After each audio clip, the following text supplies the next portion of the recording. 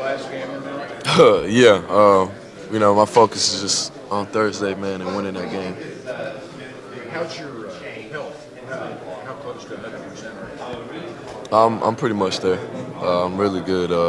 My ankles feels how I did, before the first play of Tech. So, I'm feeling really good.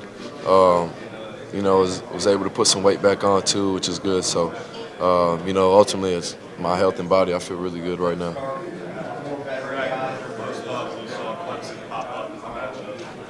Just excited, man. Just excited to get to this point and get to work, and work for something that hasn't been done here in 15 years. So it was exciting. I was just ready to go. I wish we could have played, 2 hours after that. Honestly, how much does last year kind of stick in your head? Just it sticks across last year just because we know we're not that team. We know, that's not the standard here. That's not acceptable here. And, we just wanted to get back to, this point where we are right now and, being one of the best teams in the country and, week in and week out proving that. So, we're here now. We're not just happy to be here. We're here to win it all. So, it's just good to get back, to what this program is known for. Is there anything to playing the level one team in college football playoff rankings and you guys being a favorite going in? Nah, I mean we don't care about none of that stuff, man. We don't look into much about none of that. It's about us and what we're gonna do on Thursday and how we're gonna prepare to win that game. Does Sean remind you of anyone that you've gone up against at Nah, I think he's different, man.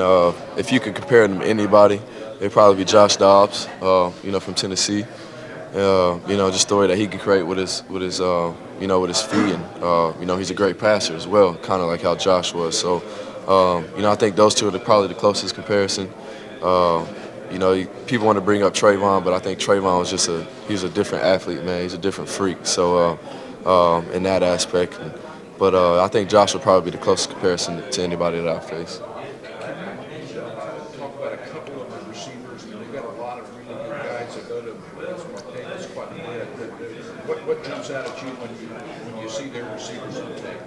The outside guys are bigger, more physical guys. They remind me a lot of the Iowa State guys, and just how they're good at going and attacking the ball and bodying away the DBs.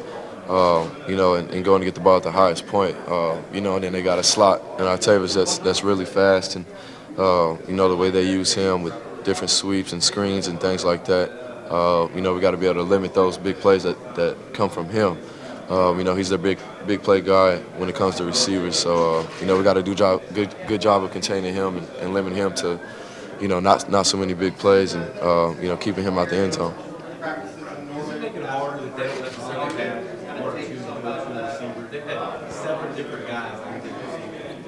Does that make it more difficult for the guy you got to lock down? No, not really. Just because when it is one guy, it's just merely your main focus. So what this does is just it brings the defense together as a whole. It makes everybody on their feet. Play in and play out. Whereas as you're going against one guy, that's your sole focus. But the fact that they do got guys like that, I think it makes everybody on the defense better, especially DB wise. Because it keeps everybody in tune into the game. When you have one guy that you're trying to focus on, it can bring other guys to sleep.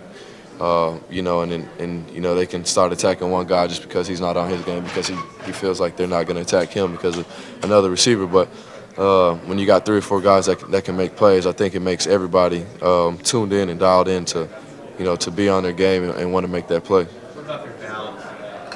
Run the ball just as well as they throw the ball. Okay, so you're 9 straight games, 500 yards of offense. That's pretty close to the team. Is that something that when you look at it, you see a weakness in either one, or do you see both? Oh, I mean, no, like you said, they're a balanced team. They're a potent offense. But, we play in the Big 12 week in and week out, and we see a lot of potent offenses too. So, like I said, it's not nothing new to us.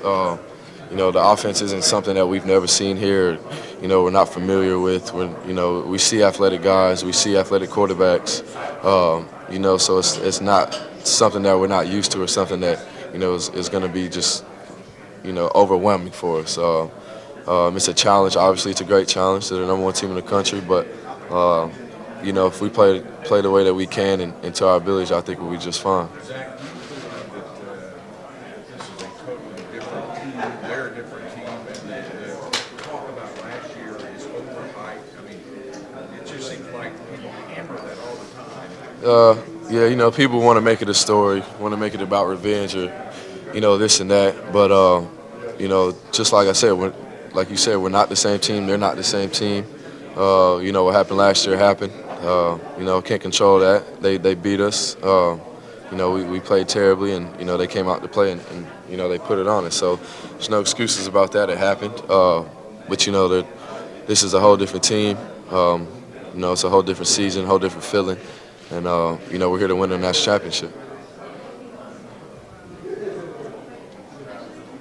How has y'all's secondary improved since last year? You know, guys are just more mature, the younger guys. Steven and JT, and even Ahmad, and, you know, the way that he's grown over the years has been huge. And, you know, it just goes into the work that we put in the off season. And, you know, those guys get in the film room and, you know, studying more and things like that. But, you know, we went from last to first in the Big 12 in pass defense. So, you know, it's just huge, man. Just the development of guys and, you know, the way they responded to when bad things happened last year to the way they do now has just been huge. What's it like going back and watching the ESPN broadcast of the game last year? I didn't watch it. Oh, you didn't? No. I've maybe watched the game once since then. So, yes, it makes me sick to my stomach watching that. So I haven't really watched it that much.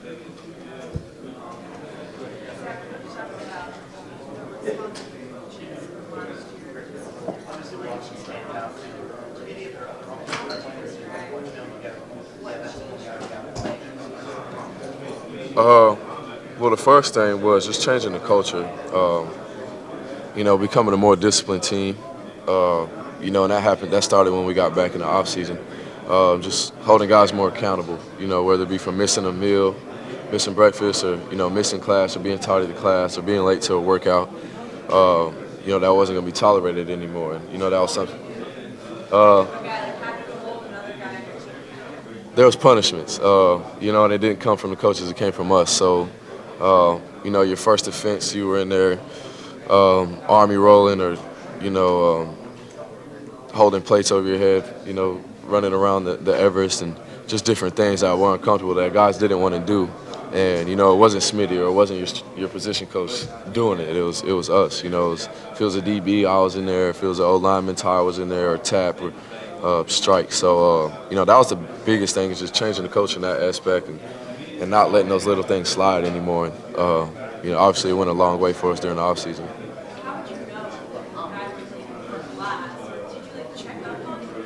We would get a list every week, you know, or every day. At the end of the day, we would get a text, and whoever's on that list the next morning, you know, they better show up.